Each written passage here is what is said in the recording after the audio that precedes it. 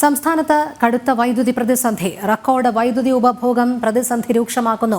പ്രതിദിന ഉപഭോഗം 11 കോടി യൂണിറ്റ് കടന്നതോടെ 500 മെഗാവാട്ട് വൈദ്യുതി അധികമായി വാങ്ങാൻ തീരുമാനം. ചൂട് കൂടുന്നതോടെ വരും ദിവസങ്ങളിലും പ്രതിസന്ധി വർദ്ധിക്കാൻ തന്നെയാണ് സാധ്യത.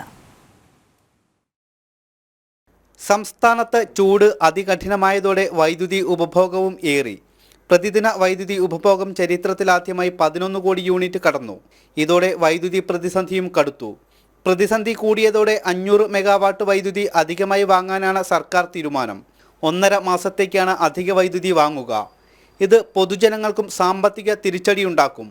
കൂടുതൽ സർചാർജ് നൽകേണ്ട അവസ്ഥയിലെത്തും. കുറഞ്ഞ വിലയ്ക്ക് ലഭിച്ചിരുന്ന ദീർഘകാല കരാറുകൾ റദ്ദാക്കിയതും സംസ്ഥാനത്തിന് തിരിച്ചടിയായി. നിലവിൽ ലോഡ് ഷെഡിംഗ് ഇല്ലെങ്കിലും പീക്ക് സമയത്ത് വൈദ്യുതി നിയന്ത്രണം ഏർപ്പെടുത്തുന്നുണ്ട്. അതേസമയം സാമ്പത്തിക പ്രതിസന്ധിയും വൈദ്യുതി ബോർഡിനെ പ്രതിസന്ധിയിലാക്കുന്നു. ദിവസവും 25 കോടി രൂപയിലേറെ വൈദ്യുതി വാങ്ങാൻ ചിലവുണ്ട്. എന്നാൽ സർക്കാരിൻ്റെ വിവിധ വകുപ്പുകളിൽ നിന്നും കുടിശ്ശിക ലഭിക്കാത്തതാണ് ഏറെ പ്രതിസന്ധി. ജല അതോറിറ്റിയിൽ നിന്നും മാത്രം 208 കോടി രൂപ ലഭിക്കാനുണ്ട്. ഗഡുക്കളായി നൽകാമെന്ന് സർക്കാർ പറഞ്ഞെങ്കിലും ഒറ്റ ഗഡു പോലും ഇതുവരെ ലഭിച്ചിട്ടില്ല. ജനം, തിരുവനന്തപുരം.